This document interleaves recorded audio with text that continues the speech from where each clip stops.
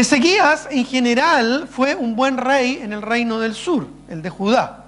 Miren lo que nos dice, vamos a adelantar un poquito aquí de la historia, en Segunda de Reyes capítulo 18, ¿ya? Y solo para que comprendan parte de Samuel, pero principalmente el libro de Reyes, como el libro de Crónicas, muchas veces narran las mismas historias.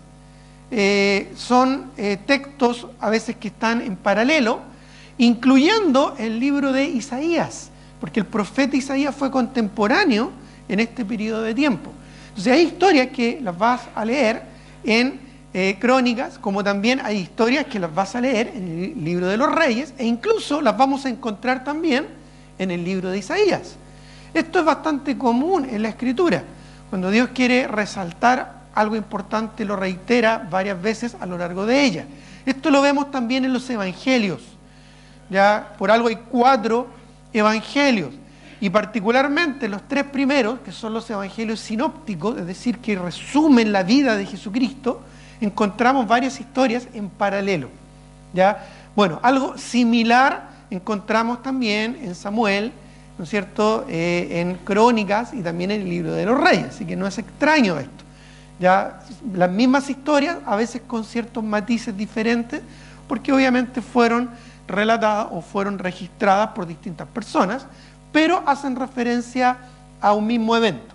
¿Ya? Así que para ir complementando un poquito lo que vamos a estudiar de Segunda de Crónicas, vamos también a ver, comparar escritura, con algunos pasajes de Reyes e incluso también, como ya dije, del libro de Isaías. Segunda de Reyes, capítulo 18, versículos 1 al 7, dice: en el tercer año de Oseas, hijo de Ela, rey de Israel, el reino del norte, como ya le comenté, comenzó a reinar Ezequías, hijo de Acaz, rey de Judá.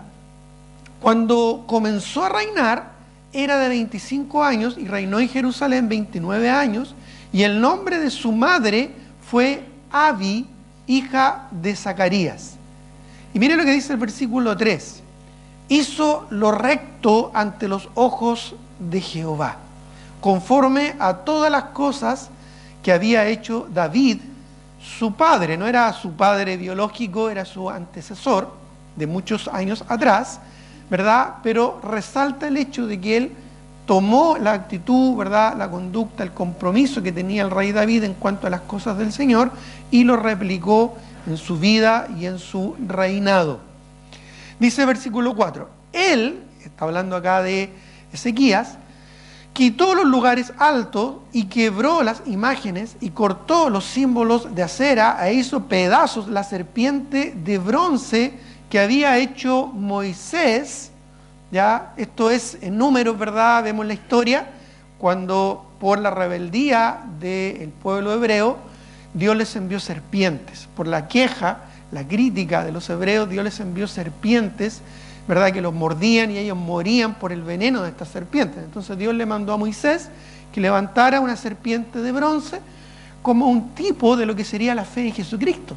Porque la idea era de que todo aquel que mirara a esta serpiente con fe y creyera, por supuesto, en el poder sanador de Dios, iba a sanar. Y así ocurrió. Y muchos del pueblo se salvaron, poniendo su fe en este símbolo, en este tipo, ¿no es cierto?, que posteriormente iba a ser un tipo, un simbolismo de Jesucristo, que también fue alzado en un madero y levantado, ¿verdad?, en la cruz del Calvario para perdón de nuestros pecados. Esto también lo vemos en Juan capítulo 3, cuando el mismo Señor Jesucristo, hablando a Nicodemo, ¿no es cierto?, reitera, le cita de esta misma historia, de este mismo evento, de esta serpiente. Pero tristemente el ser humano tiene algo muy arraigado en su corazón, y es la idolatría, ¿verdad? Y es algo que por algo Dios en los mandamientos determinó de no hacernos imagen ni semejanza de ninguna cosa que está arriba en los cielos, ni abajo en la tierra, y menos del Creador. Y lamentablemente Israel tomó esta serpiente y la comenzó a adorar, como una especie, ¿verdad?, de símbolo, siguiendo la costumbre de las naciones paganas, ¿verdad? Y esta tendencia natural del ser humano de materializar, de alguna manera de restringir o de encapsular el poder de Dios para poder de alguna manera, consciente o inconscientemente, manejarlo o tenerlo a nuestro beneficio, algo muy común en el corazón del ser humano. Por eso es que se generan tantos, ¿verdad?, talismanes, tantas imágenes, tantas cosas que la gente incluso, ¿verdad?, busca para tener suerte o cosas por el estilo, imágenes o cosas en las cuales de alguna manera dejar su confianza, su esperanza.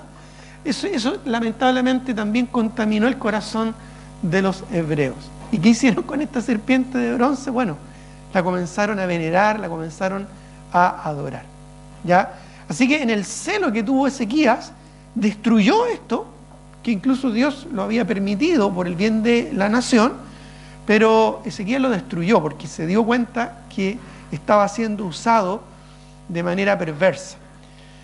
Así que la quebró, dice, hizo pedazos la serpiente de bronce que había hecho Moisés, porque hasta entonces le quemaban incienso a los hijos de Israel y la llamó Neustán, de una forma despectiva, ¿no es cierto?, que literalmente significa cosa de bronce, como algo, ¿verdad?, negativo, de una manera despectiva.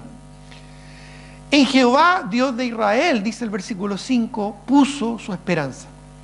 Incluso añade, ni después ni antes de él hubo otro como él entre todos los reyes de Judá.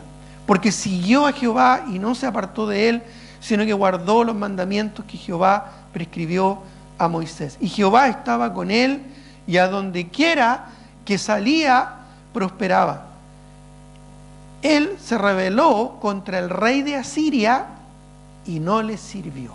El rey de Asiria, lo vamos a ver después más adelante, Sennacherib, invadió y conquistó el reino del norte de Israel, lo destruyó. Destruyó Samaria, que era la capital de ese tiempo en el reino del norte de Israel, y después de haber destruido el reino de Israel, fue contra el reino de Judá.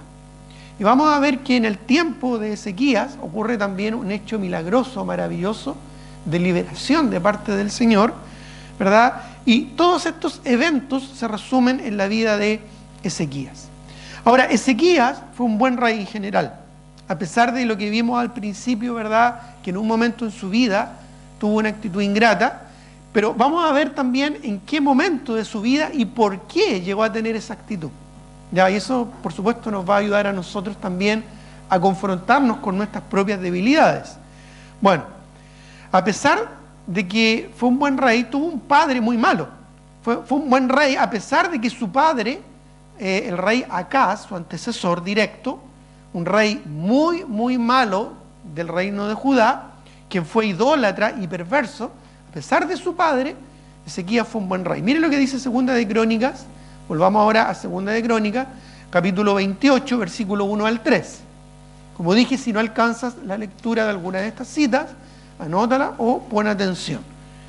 Segunda de Crónicas 28, 1 al 3 dice, de 20 años era Acaz cuando comenzó a reinar y 16 años reinó en Jerusalén. Mas no hizo lo recto ante los ojos de Jehová como David su padre, antes anduvo en los caminos de los reyes de Israel, los del reino del norte, y además hizo imágenes fundidas a los Baales, un ídolo pagano, ¿no es cierto?, de la tierra de Canaán, de las naciones paganas de alrededor, muy perverso.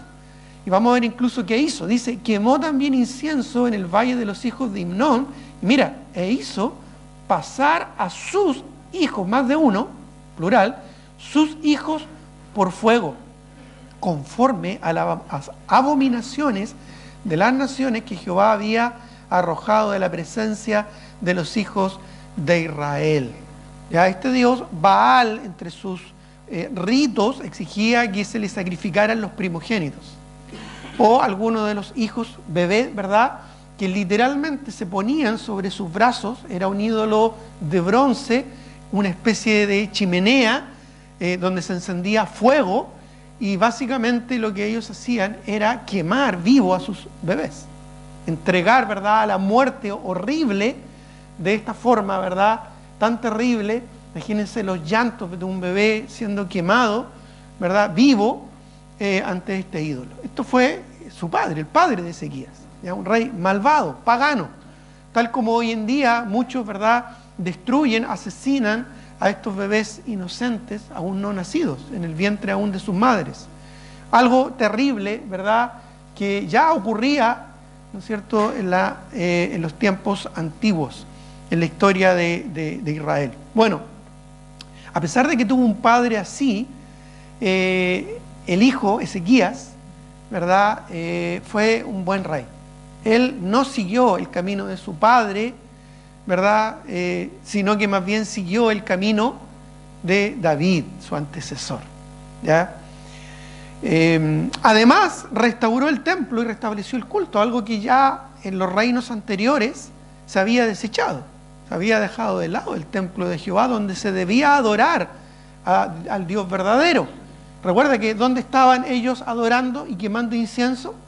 A esta serpiente, ¿verdad?, que había hecho muchos años atrás Moisés. Miren lo que dice 2 de Crónicas 29, 3 al 5, un poquito más allá. 2 de Crónicas 29, 3 al 5. Dice, en el primer año de su reinado, estamos hablando de Ezequías, en el mes primero, abrió las puertas de la casa de Jehová y la reparó. El templo había sido abandonado, así que tuvo que ser reparado.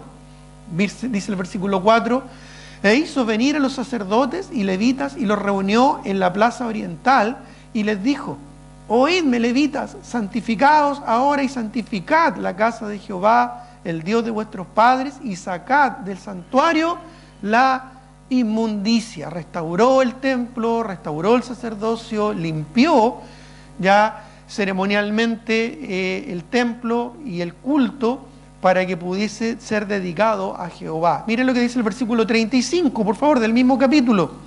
Saltemos un poquito, estoy haciendo un resumen. Después tú puedes leer estos textos en 2 de Crónicas o, ¿verdad?, en 2 de Reyes, y vas a tener mucho más claro, ¿verdad?, todo completa, ¿no es cierto?, los eventos que aquí ocurrieron. Yo solo los estoy resumiendo para extraer algunas lecciones importantes a nuestras vidas. Saltemos al versículo 35 del capítulo 29. Dice, así pues, hubo abundancia de holocaustos con grosuras, de las ofrendas de paz y libaciones para cada holocausto. ¿Te acuerdas que explicamos y hablamos de esto en algunos estudios, ¿verdad?, anteriores? Dice, y quedó restablecido el servicio de la casa de Jehová. Y se alegró Ezequías con todo el pueblo de que Dios hubiese preparado el pueblo, porque la cosa fue hecha rápidamente. Es decir, fue diligente en restablecer, ¿verdad?, la adoración verdadera al Dios verdadero. Además de restaurar el templo y restablecer el culto, restituyó algo que era muy significativo para la nación, que era la Pascua. Restituyó la celebración de la Pascua. Miren lo que dice 2 de Crónicas 30, del 1 en adelante. Dice, envió después Ezequías por todo Israel y Judá y escribió cartas a Efraín y a Manasés. ¿Para qué? Para que viniesen a Jerusalén, a la casa de Jehová, para celebrar la Pascua a Jehová, Dios de Israel. Y vemos ahí todo el capítulo, ¿verdad?, cómo él preparó este evento. Saltemos al versículo 26, que dice, 26. Dice, hubo entonces gran regocijo en Jerusalén. Mira, porque desde los días de Salomón, hijo de David, rey de Israel, esto es muchos años hacia atrás, no había habido cosa semejante en Jerusalén. Después los sacerdotes y levitas, puestos en pie, bendijeron al pueblo y la voz de ellos fue oída y su oración llegó a la habitación de su santuario al cielo. Y es porque ellos restituyeron, ¿verdad?, la celebración de la Pascua. Incluso limpió al reino de Judá de los ídolos que ellos habían erigido. Miren lo que dice en 2 de Crónicas, el capítulo 30, y vamos a ver ahora el versículo 14. El versículo 14 del capítulo 30. Y levantándose, quitaron los altares que había en Jerusalén, quitaron también todos los altares de incienso y los echaron al torrente de Cedrón. Entonces sacrificaron la Pascua a los 14 días del mes segundo Y los sacerdotes y los levitas, llenos de vergüenza, se santificaron y trajeron los holocaustos a la casa de Jehová. ¿Por qué los sacerdotes y levitas estaban con vergüenza? Porque era algo que ellos habían descuidado. Y el rey Ezequías, ¿no es cierto?, fue que los llevó a restaurar el culto, a santificarse y a limpiar sus corazones de los ídolos. Saltemos ahora al capítulo 31, versículo 1. Dice, Segunda de Crónicas 31:1, hechas todas estas cosas, todos los de Israel que habían estado allí salieron por las ciudades de Judá y quebraron las estatuas y destruyeron las imágenes de acera y derribaron los lugares altos y los altares por todo Judá y Benjamín y también en Efraín y Manasés hasta acabarlo todo. Después se volvieron todos los hijos de Israel a sus ciudades, cada uno a su posesión. Limpió Judá de los ídolos. Incluso reorganizó de mejor manera el servicio sacerdotal y levítico. Allá en Segunda de Crónicas, capítulo 31 de Segunda de Crónicas, el versículo 2 añade, y arregló Ezequías la distribución de los sacerdotes y de los levitas conforme a sus turnos, cada uno según su oficio, o sea, estaban desordenados y él los ordenó, los sacerdotes y los levitas para ofrecer el holocausto y las ofrendas de paz, para que ministrasen, para que diesen gracias y alabasen dentro de las puertas de los atrios de Jehová. Así que en general fue un buen rey.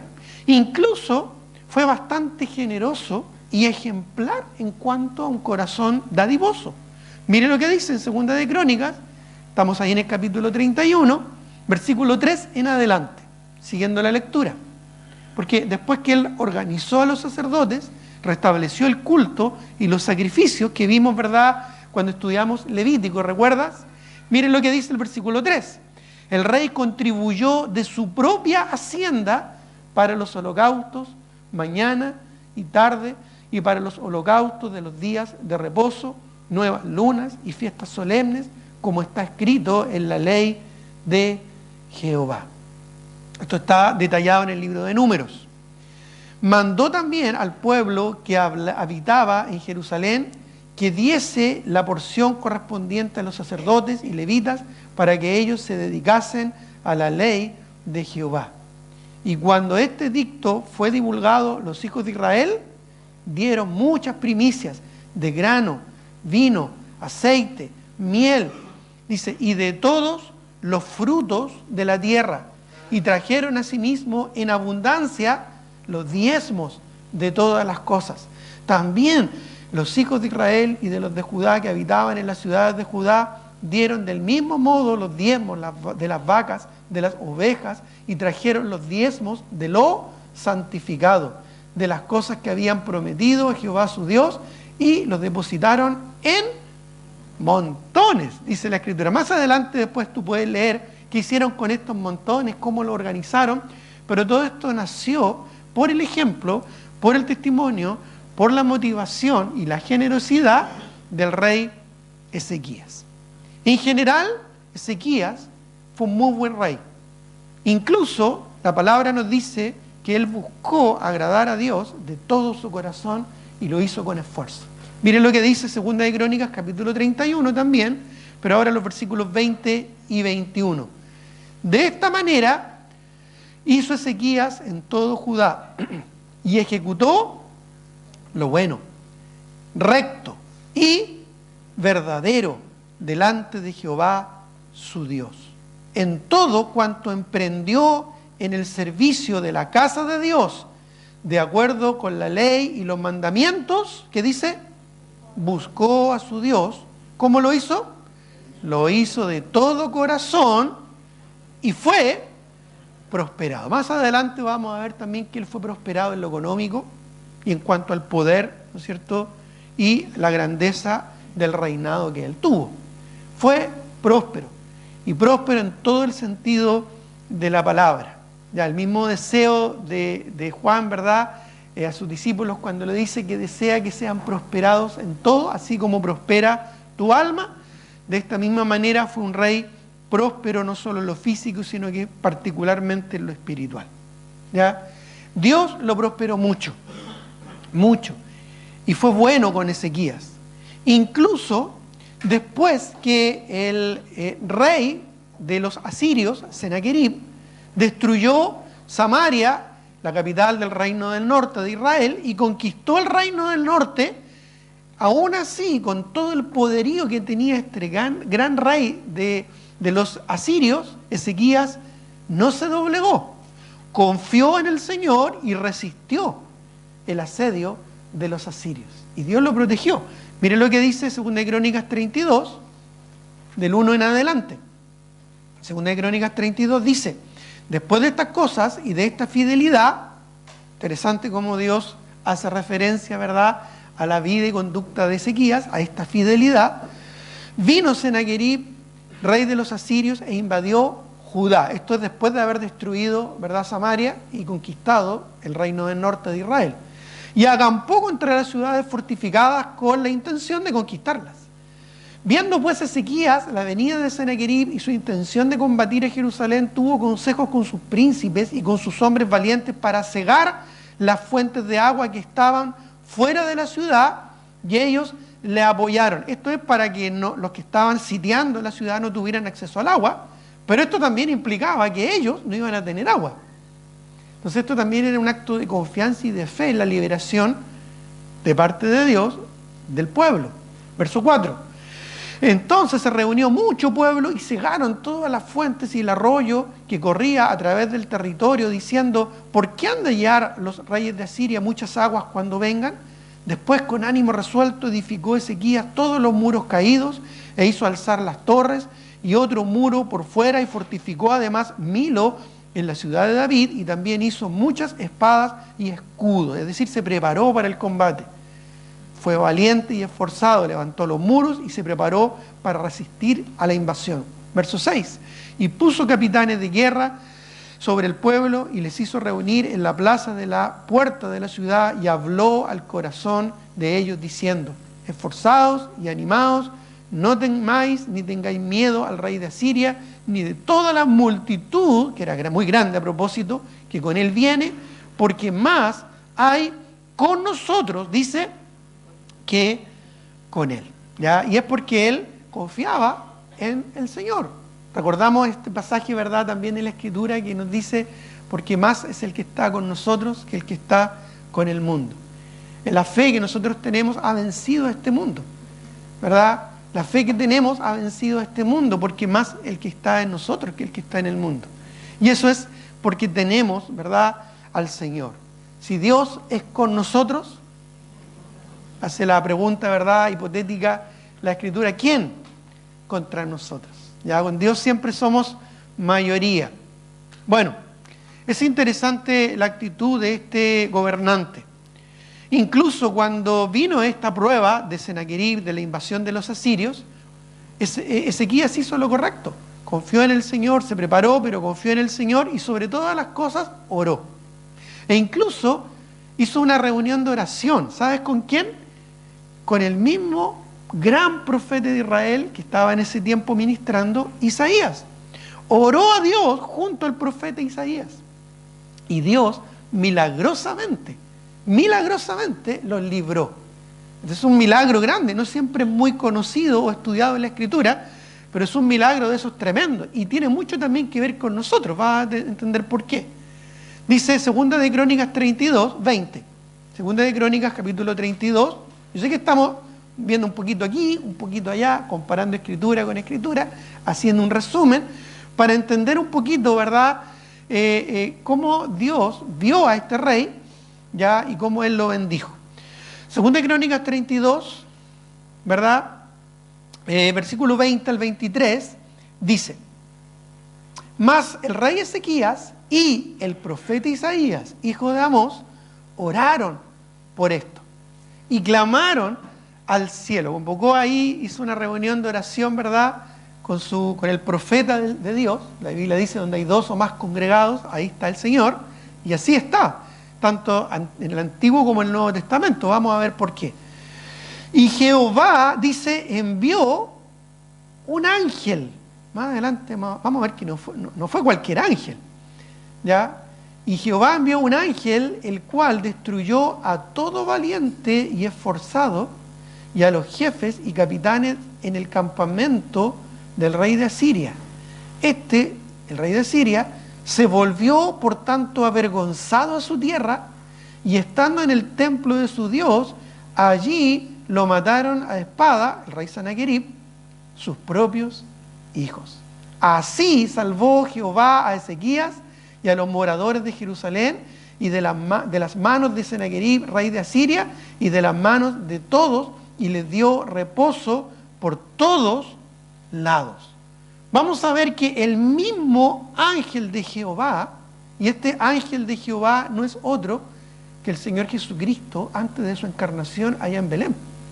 El mismo Señor Jesucristo ya estaba presente en el Antiguo Testamento. Recuerda, ¿verdad?, que Juan nos declara, Juan 1:1, en el principio era el Verbo, hablando de Jesús, que después se hizo carne, y el Verbo era con Dios, y el Verbo era Dios. Bueno, este era el principio, cuando ya existía Jesús, porque Jesús es Dios, es eterno, junto con el Espíritu Santo y el Padre son eternos.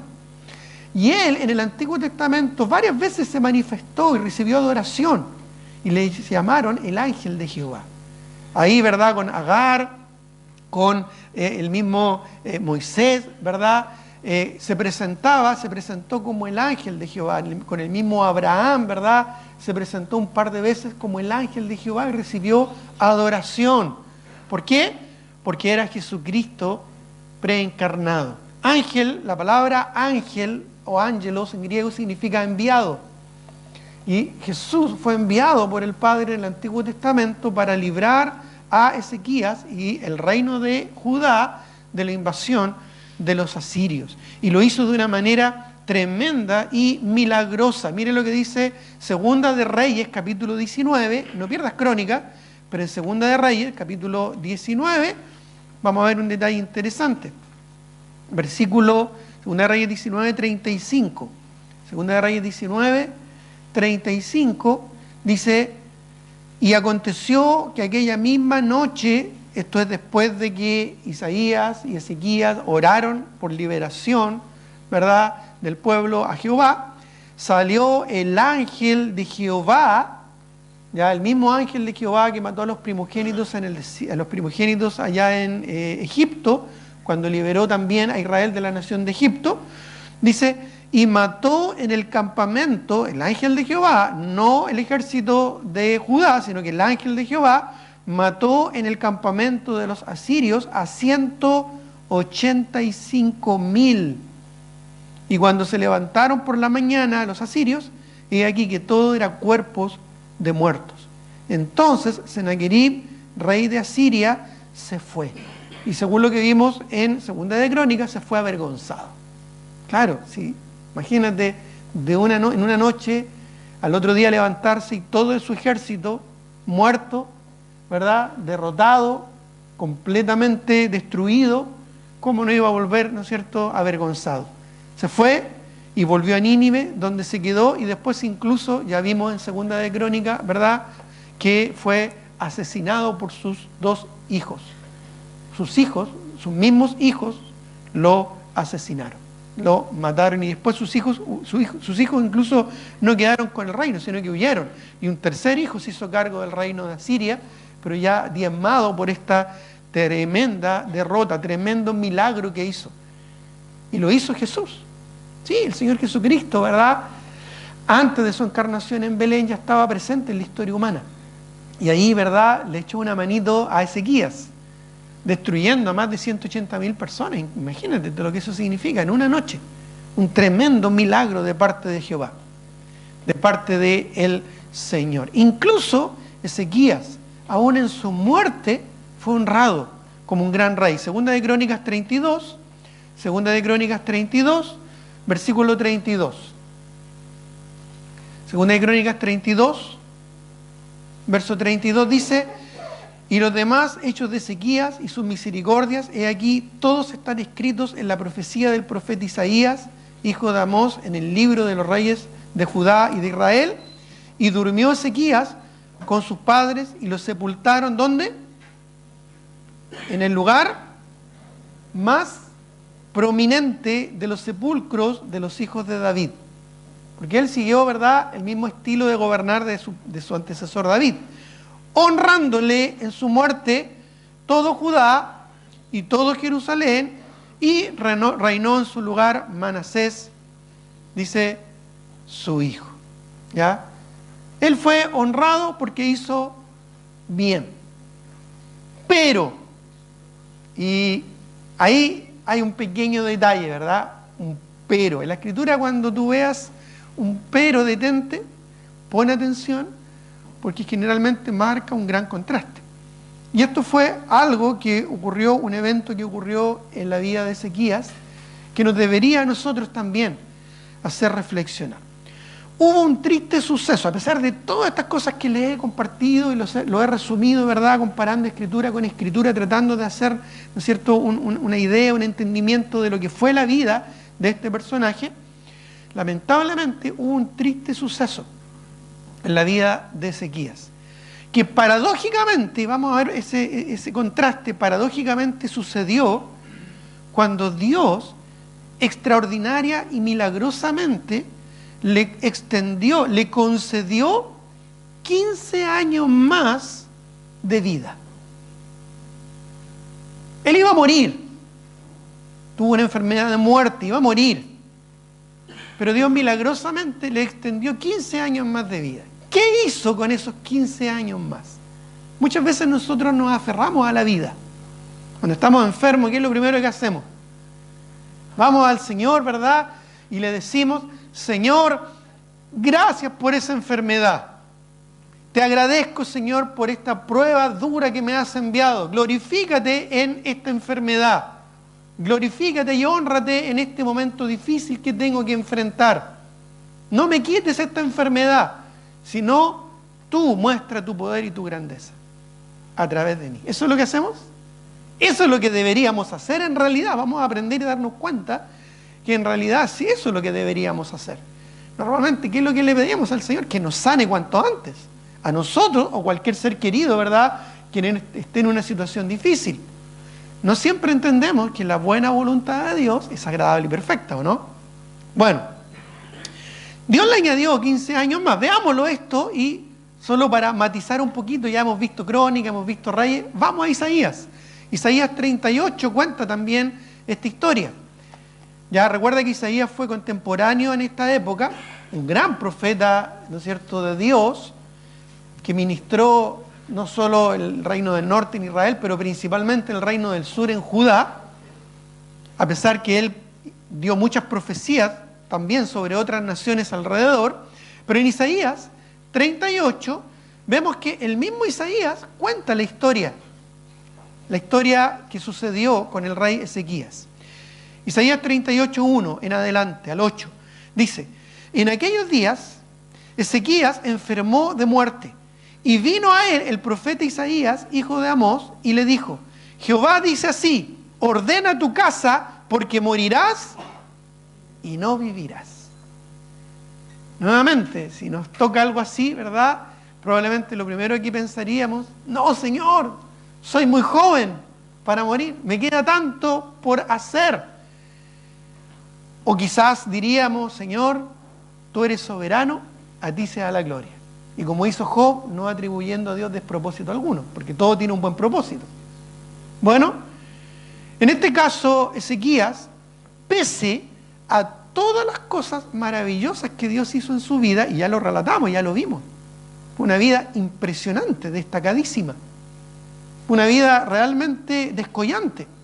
Fue todo lo que un ser humano, todo lo que un hombre desearía en la vida: prosperidad, honra, poder, victoria, riqueza, la bendición del Señor. Lo tuvo todo. Pero cuando llegó el momento duro de la prueba, y Dios incluso, porque no todos vamos a tener, ¿no es cierto?, incluso la noticia de que vamos a morir. No sé qué será mejor, si morir así de repente, o que nos digan: vas a morir. No sabría decírtelo, ¿verdad? ¿Qué será mejor?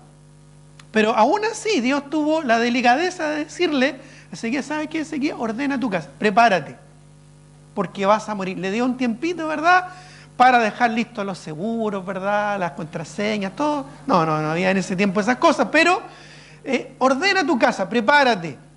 Prepárate tú, prepara tu familia, prepara un sucesor, que vamos a ver después que fue Manasés, que a propósito no fue un buen rey. Manasés volvió a los caminos de su abuelo, porque vas a morir. ¿Cómo enfrentamos nosotros la muerte? ¿Es una maldición o es incluso el momento en el que nosotros vamos a la presencia del Señor con gozo? A veces nos aferramos tanto a la vida y a las cosas de este mundo que no tomamos en cuenta los planes y los propósitos del Señor. Bueno, según Isaías, dice que él fue y le dijo: ordena tu casa porque morirás y no vivirás. Entonces volvió Ezequías, bueno, no le dice cuándo, solo le dice eso, ¿verdad? Entonces volvió Ezequías su rostro a la pared e hizo oración a Jehová.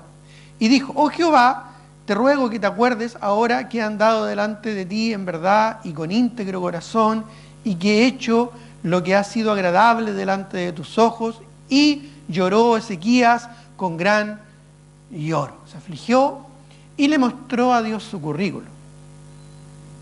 Esto es lo que he hecho, Señor. Ya, ten misericordia. Y se angustió porque quizás quiso seguir disfrutando más de todo lo bueno que Dios había hecho con su vida. ¿Quién no quisiera seguir disfrutando de las cosas buenas de la vida, o no? ¿Quién no quisiera que la bendición y la bonanza se prolongaran? Que los 7 años de bonanza, ¿verdad?, ya no fueran 7, sino fueran 10. ¿Quién quisiera, verdad, que los recursos aumentaran y que la salud prosperara y no tener problemas y no tener que enfrentar la muerte incluso? Bueno, dice el versículo 4. Entonces vino palabra de Jehová a Isaías diciendo, y de hecho aquí no lo dice, pero en los textos de Crónicas y de Reyes, dice que el profeta ya se había ido. Y que en medio, ¿verdad?, de los pasillos del palacio, Dios le habló para que volviera. Isaías regresó, no lo dice acá, solo Isaías está resumiendo lo que ocurrió.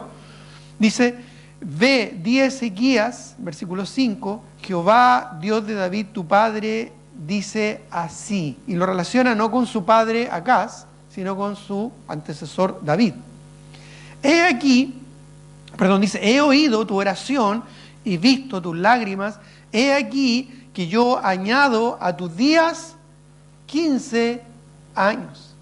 Y te libraré a ti y a esta ciudad de la mano del rey de Asiria, y a esta ciudad, dice, ampararé. Y además incluso le da una señal. Lo vimos en el primer versículo que leímos esta mañana. Le da una señal. Dice: y esto te daré señal de parte de Jehová, que Jehová hará esto que ha dicho. O sea, que te voy a prolongar 15 años más de tu vida. Te voy a dar un extra. Horas extra le dio el Señor, ¿verdad?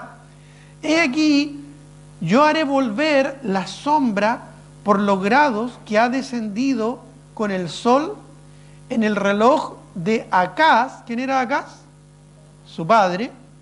Ya él había diseñado un reloj, probablemente un reloj de sol, que puso ahí en alguna de las salas, ¿verdad?, sin techo, en un patio, ¿verdad?, sin techo, ¿verdad?, del palacio. Entonces, haré regresar, dice, en el reloj de Acaz, 10 grados atrás. Algunos personajes que han sacado ahí cálculos dicen más o menos que fue como 40 minutos, ¿no es cierto?, un poquito más. Ya, o sea, retroceder en el reloj. En otras porciones dice: es cosa fácil que el reloj avance, pero que retroceda ya es un milagro grande, ¿verdad? Y esto le dio Isaías como señal de parte de Jehová, que Dios iba a cumplir su palabra de añadirle 15 años más. Es decir, que no iba a morir en ese momento, o pronto, sino que por lo menos se le extendió 15 años a su vida. Y volvió el sol 10 grados atrás, por los cuales había ya descendido, ¿verdad? Un reloj que supuestamente no falla, diseñado para que cumpla su función, más todavía un reloj de sol, ya un diseño mejor que cualquier reloj suizo, ¿verdad? El sol no falla, pero Dios, que es soberano, Él hace lo que quiere. Si Él quiere retroceder, ¿no es cierto?, el sol, para Él no hay cosa, no hay nada difícil, porque es Dios. Él creó el sol, Él lo prendió, ¿verdad? Así que en realidad, ¿Qué cosa es difícil para Dios? Bueno, obviamente, después incluso Ezequías, ¿verdad? Después que sucedió esto, escribió, dice versículo 9, escritura de Ezequías, rey de Judá, de cuando enfermó y sanó de su enfermedad, 2 puntos. Y después vemos el detalle de lo que él escribió, después tú lo puedes leer, es bien interesante. Pero el punto central que yo quiero destacar de todo esto es que a pesar de que Dios lo sanó y le prolongó su vida por 15 años y le dio una señal maravillosa, algo que quizás todos nosotros querríamos, incluso enfrentando la muerte o la enfermedad, que Dios fuera bueno con nosotros en este sentido. Pero aún así, Ezequías se enalteció en su corazón y fue ingrato. Específicamente esos 15 años extra que Dios le dio. Podría haber terminado ahí. Podría haber muerto. ¿Y cómo habría quedado Ezequías? Como uno de los grandes de Israel. Quizás a ti te suena, ¿verdad?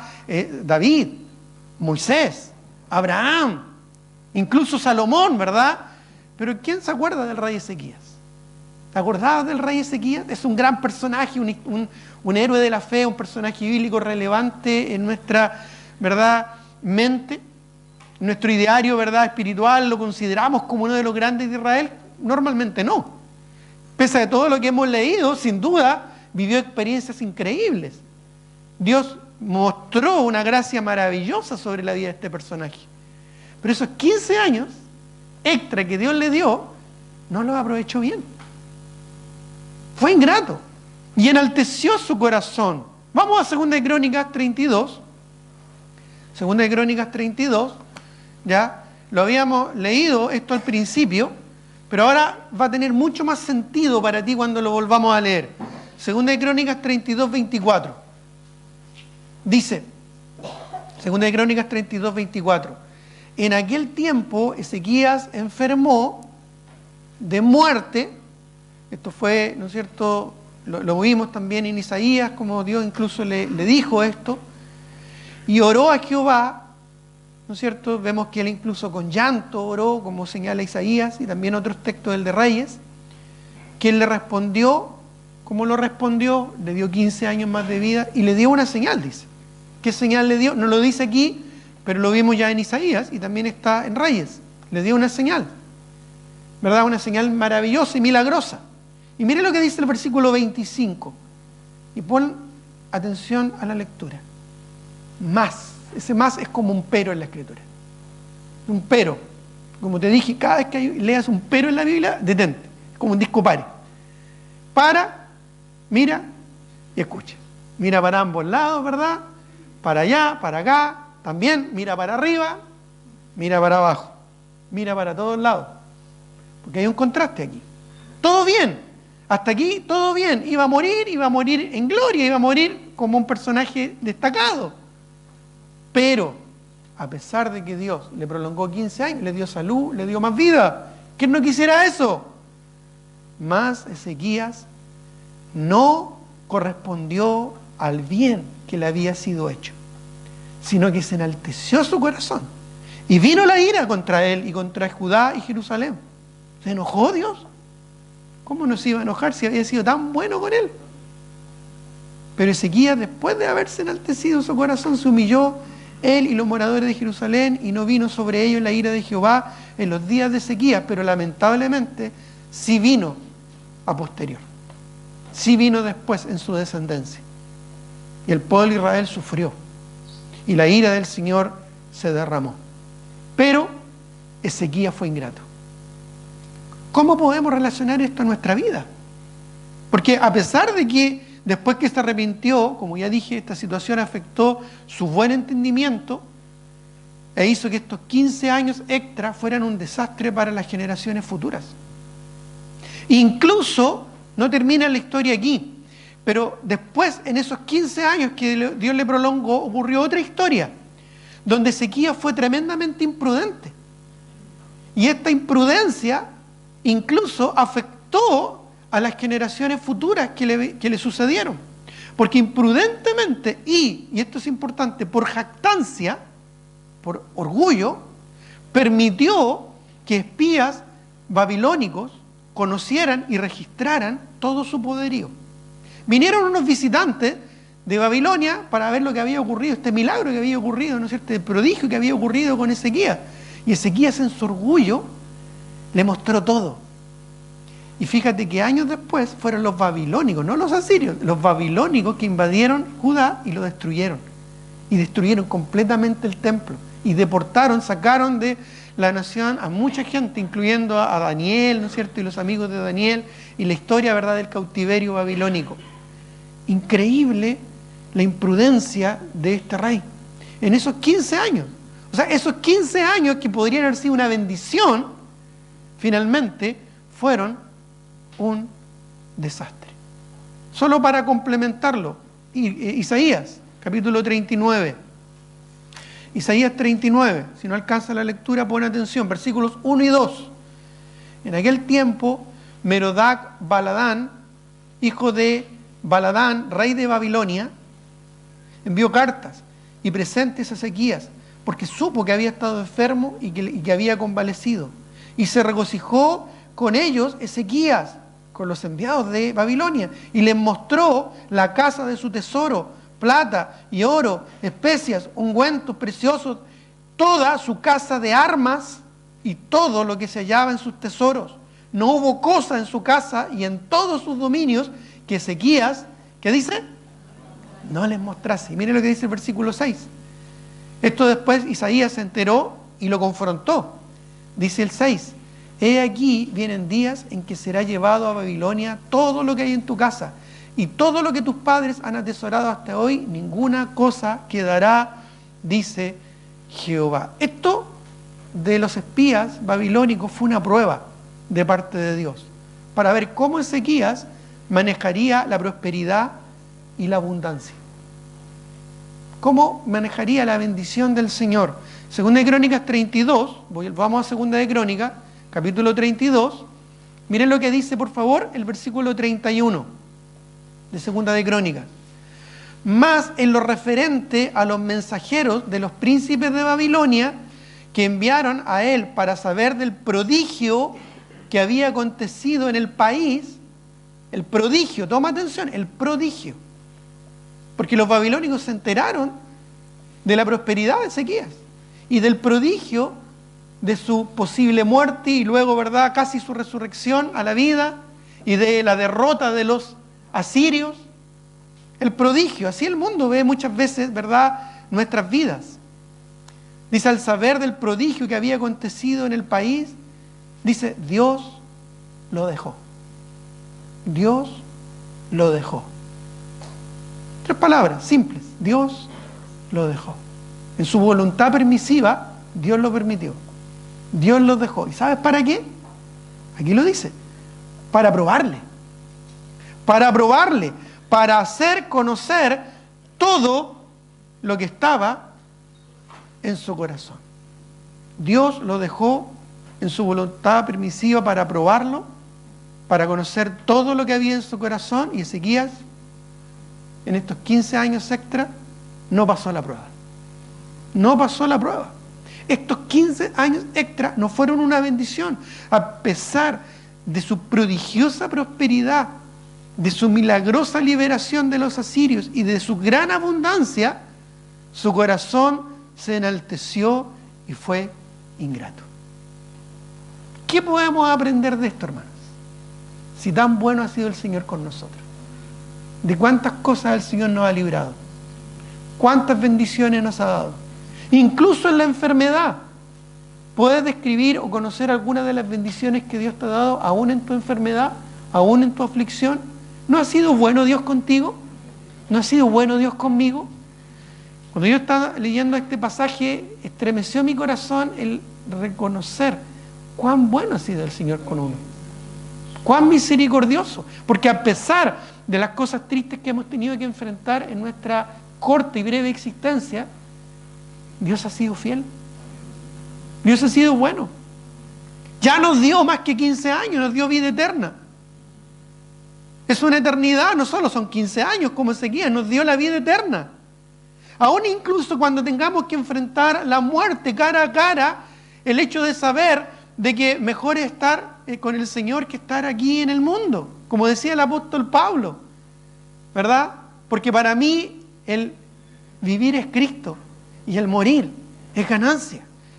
Pero tristemente, ¿cómo nos aferramos a esta vida? ¿Cómo nos aferramos a nuestra prosperidad? ¿Cómo nos aferramos a nuestra salud, a nuestro bienestar? ¿Y por qué no decirlo? ¿Cómo no nos aferramos a nuestros placeres egoístas, a nuestras satisfacciones pasajeras? ¿Cómo nos aferramos a un mundo en el cual estamos tan entretenidos y tan aferrados que olvidamos las bendiciones del Señor? Hay lecciones importantísimas que podemos rescatar de este interesante personaje. Primero que nada, todas nuestras aflicciones tienen un buen propósito, porque aún en la aflicción podemos gozarnos de la obra de Dios en nuestras vidas. A veces tiene que ver con nosotros, para probarnos, corregirnos o santificarnos.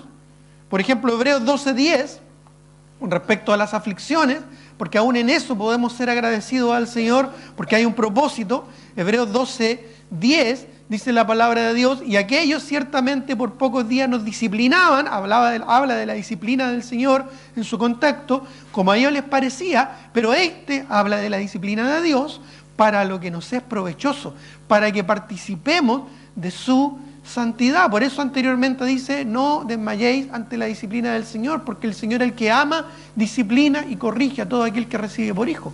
Aún en la aflicción que tiene que ver con nosotros, somos probados, corregidos o santificados con un buen propósito. Aún en las cosas malas que tenemos que enfrentar hay un propósito. A veces tiene que ver con otros, como advertencia, o para prepararnos como consejeros ante la misericordia del Señor. Segunda de Corintios capítulo 1, versículo 3 al 6, dice la palabra de Dios. Segunda de Corintios 1, 3 en adelante: bendito sea el Dios y Padre de nuestro Señor Jesucristo, Padre de misericordias y Dios de toda consolación, el cual nos consuela en todas nuestras tribulaciones, para que podamos también nosotros consolar a los que están en cualquier tribulación, por medio de la consolación con que nosotros somos consolados. Después puede seguir leyendo, pero a veces Dios permite las cosas en nuestra vida para prepararnos, para poder aconsejar a otros, para poder consolar a otros con las consolaciones que Dios nos da. A veces los problemas que enfrentamos no tienen que ver solo con nosotros, tienen que ver con otros. E incluso a veces simplemente tiene que ver con la gloria de Dios, cuyos planes siempre son buenos, agradables y perfectos. Como dice Romanos 8:28, todas las cosas ayudan a bien. Esto es, a los que conforme a su propósito son llamados. ¿Cuánto nos aferramos, cuánto nos asustamos, cuánto nos complicamos con las aflicciones, si aún en la aflicción Dios tiene un propósito? Me imagino a Ezequías, afligido, amargado, ¿verdad?, orando por su salud, por su recuperación, por la misericordia del Señor, llorando, angustiado, porque ya no iba a seguir disfrutando de las bendiciones del Señor. Pero ¿qué hizo con esos 15 años extra? Ya, Dios lo sanó, pero ¿para qué lo sanó? Si al final, ¿qué hizo con su vida? Hizo un desastre. Todo lo bueno, todo lo bonito, al final lo echó a perder. ¿Te das cuenta que a veces nuestros deseos son demasiado egoístas? Yo creo que Dios permitió esto. Bueno, la Biblia dice que las cosas que se escribieron, para nuestra enseñanza se escribieron, lo dice Pablo a los Corintios, para que aprendamos y para que no cometamos los mismos errores. Yo creo que Dios le concedió 15 años más a Ezequías para esto, para que nosotros entendamos y aprendamos a estar contentos con lo que Dios nos da, a ser agradecidos con lo que Dios nos permite, porque Dios es bueno, porque Dios es soberano, porque Él no nos desampara. Tenemos un Dios soberano, eterno y todopoderoso. Nada se le escapa de su control. Así que no hay lugar para afligirnos, no hay lugar para angustiarnos, porque aún en el peor momento Dios tiene el control, incluso en el momento de la muerte. Dios llama a sus escogidos. Incluso la Biblia dice que Él se goza en la muerte de sus hijos, porque los lleva a su casa y los lleva a su presencia. Este gran Dios es bueno con nosotros y nos bendice abundantemente. a pesar de que a veces nosotros no somos tan buenos. Miren lo que dice Mateo 5, 44. Mateo capítulo 5, versículo 44. Solo queremos escuchar las cosas buenas que Dios nos quiere dar, pero a veces también no comprendemos que hay cosas que no merecemos. Mateo 5, 44 dice la palabra del Señor: pero yo os digo, amad a vuestros enemigos, bendecid a los que os maldicen y haced bien a los que os aborrecen, y orad por los que os ultrajan y os persiguen, para que seáis hijos de vuestro Padre que está en los cielos, que hace salir su sol sobre malos y buenos, y que hace llover sobre justos e injustos. Tenemos un Dios bueno. Y aun si fuéramos malos, Dios permanece fiel, porque Él no puede negarse a sí mismo. Aún a pesar de nuestras aflicciones, tenemos un Dios fiel, presente y benigno con nosotros. Porque si fuéramos infieles, dice la Escritura, Él permanece fiel. Pero nuestra actitud y conducta no siempre muestran lo agradecido que deberíamos estar. Y nos angustiamos, y nos afligimos, y nos deprimimos, y nos desquitamos con nosotros mismos, o con los que están a nuestro alrededor, o incluso con el Señor, porque queremos más. Queremos más. Queremos más felicidad, queremos más tranquilidad, queremos más seguridad, queremos disfrutar más de los deleites, incluso temporales, del pecado. Junto con el amor, hermanos, junto con el amor y el temor de Dios, la gratitud es una de las grandes motivaciones para consagrar nuestras vidas al servicio del Señor. Porque cuando somos agradecidos, queremos agradar a aquel que nos salvó. Miren lo que dice Hebreos, capítulo 12, versículo 28. Hebreos, por favor, el libro de Hebreos, capítulo 12, versículo 28. Junto, como dije, con el amor y el temor de Jehová, la gratitud es un motor de motivación potente para la vida de un cristiano. Hebreos 12, 28, dice la palabra de Dios: así que, recibiendo nosotros un reino inconmovible, un reino más grande que el de Ezequías, hermano, es el que Dios nos promete, un reino inconmovible, tengamos gratitud, y mediante ella, ¿mediante qué? La gratitud, sirvamos a Dios agradándole con temor y reverencia. La gratitud, hermano, es un fuerte motivador para el servicio al Señor.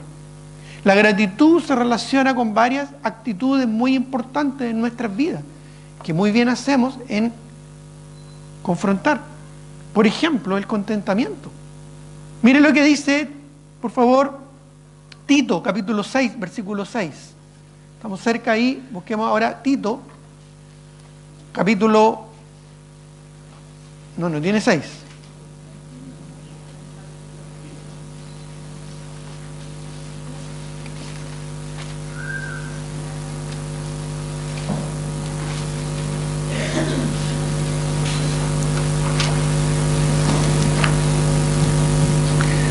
No es Tito. Yo creo que me equivoqué. ¿Ya? Debe ser 1 Timoteo 6. 6, sí. 1 de Timoteo capítulo 6, versículo 6. Lo anoté mal. 1 Timoteo 6, 6. Dice, ahí está, pero gran ganancia es la piedad acompañada, ¿qué dice? De contentamiento. Porque nada hemos traído a este mundo y sin duda nada podremos sacar. Así que teniendo sustento y abrigo, estemos contentos con esto. Gran ganancia, dice, la piedad acompañada de contentamiento. Hebreos capítulo 13, si volvemos al libro de Hebreos, capítulo 13, el versículo 5, dice: sean vuestras costumbres sin avaricia, contento con lo que tenéis ahora, porque Él dijo, no te desampararé ni te dejaré. ¿Te das cuenta que lo que pasó con Ezequías es que él fue lleno de avaricia? Él quiso más. No estaba contento con lo que Dios ya le había dado, que era bueno. Quiso más. No dinero, ya tenía, ni riqueza, ni poder, sino lo que estaba en ese momento cuando Isaías le dijo que iba a morir a punto de perder su vida. Quiso más vida. Fue imprudente. Dios le permitió para probar su corazón y no pasó la prueba, porque en su corazón no había contentamiento. No había contentamiento. Proverbios, voy a leer un pasaje en Proverbios 15, 16. Proverbios 15, 16, no lo busques si es que no alcanzas allí, solo lo voy a leer yo. Dice la palabra de Dios: mejor en lo poco con el temor de Jehová que el gran tesoro donde hay turbación. ¿Para qué queremos más vida? ¿Para qué queremos más bienestar? ¿Para qué queremos más salud? ¿Será que con esas bendiciones del Señor seremos agradecidos? La gratitud se sustenta ¿en qué? En la fe y la confianza en Dios y sus promesas. Dios es bueno, Dios es fiel. Estoy agradecido con lo que Dios me da. Si no me da más, es porque Él sabe. Si me da menos, Él tiene el control. Pero cuando soy agradecido, hay ausencia de codicia, envidia y avaricia. No quiero más porque estoy contento con lo que el Señor me dio. Y con lo que el Señor me dio, soy fiel. Fiel y responsable para honrar a Dios. Ahí en 1 Timoteo capítulo 6, que leímos hace un momento atrás, 1 Timoteo capítulo 6, el versículo 8 ahora en adelante, que no leímos, 1 Timoteo 6, 8, dice: así que teniendo sustento y abrigo, estemos contentos con esto.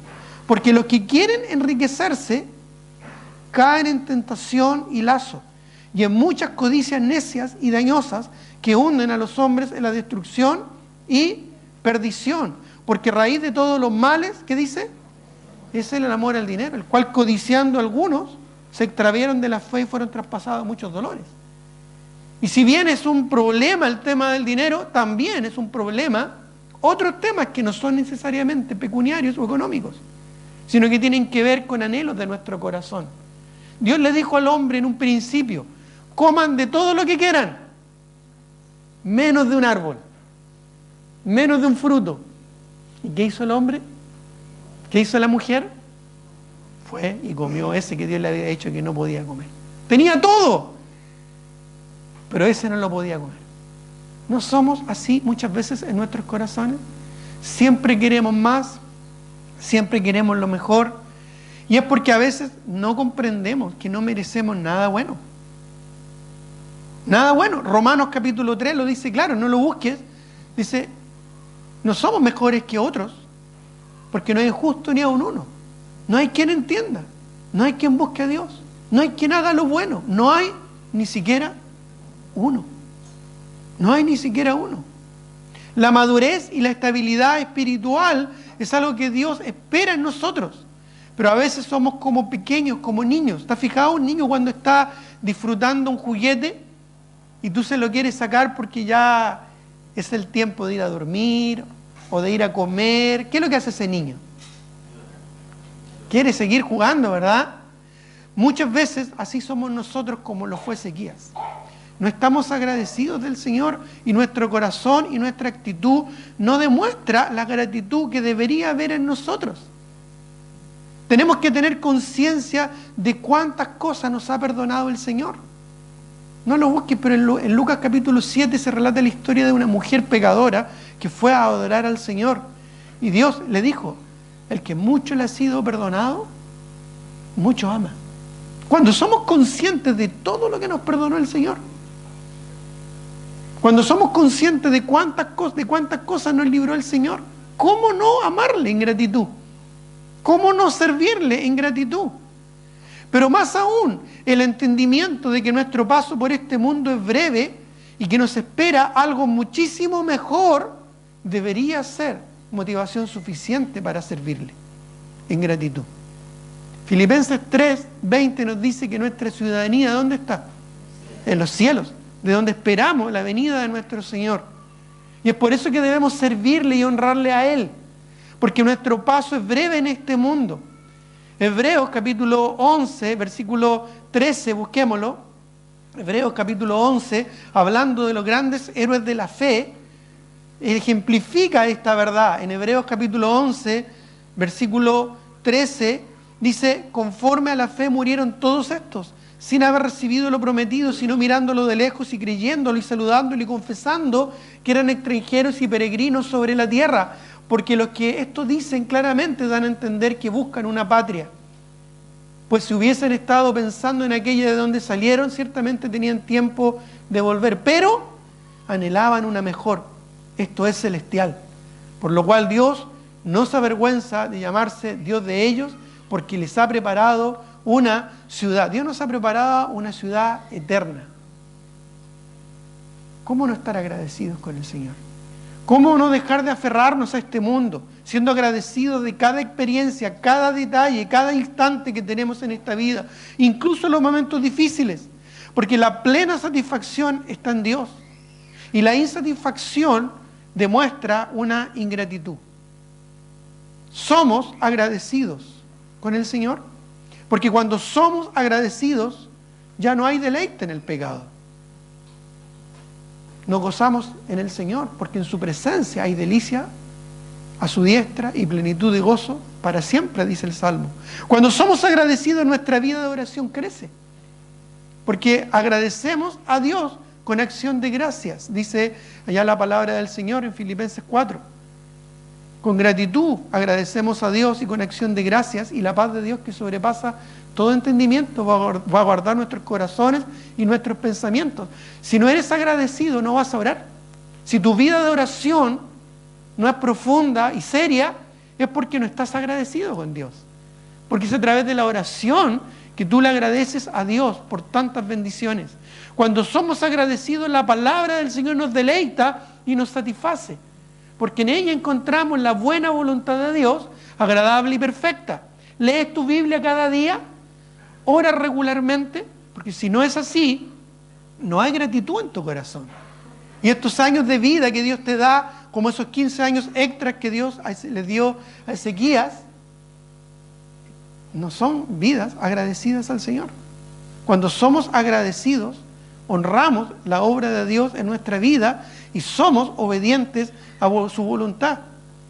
Cuando somos agradecidos, la comunión y el compañerismo con nuestra iglesia se vuelve importante y se vuelve relevante, porque Cristo ganó con su propia sangre la iglesia, para que nosotros fuésemos parte de ella.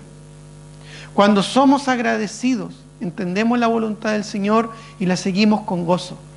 La gratitud, hermanos, nos da una misión y un propósito, que es darle en todo la gloria y la honra a nuestro buen Dios. Para terminar, acompáñenme a 2 Corintios 4, por favor. 2 Corintios capítulo 4, versículo 15 al 18. 2 Corintios capítulo 4, versículo 15 dice: y por todos murió. Está hablando de Cristo. Dice el versículo 14: porque el amor de Cristo nos constriñe, pensando esto, que si uno murió por todos, luego todos murieron. 2 Corintios 4. Estoy leyendo el 5, perdón. 2 Corintios 4, 15. Disculpe. 2 Corintios 4, 15 dice: porque todas estas cosas padecemos por amor a vosotros, para que abundando la gracia por medio de muchos, la acción de gracias, ¿qué dice? Sobreabunde. ¿Para qué? Para la gloria de Dios. Por tanto, no desmayamos. Antes, aunque nuestro hombre exterior, nuestro cuerpo físico, se va desgastando, el interior, no obstante, se renueva de día en día. Pero recuerda, la acción de gracia sobreabunde. ¿Para qué? Para la gloria de Dios. ¿Somos agradecidos o somos ingratos como Ezequías? Tengamos un momento de oración.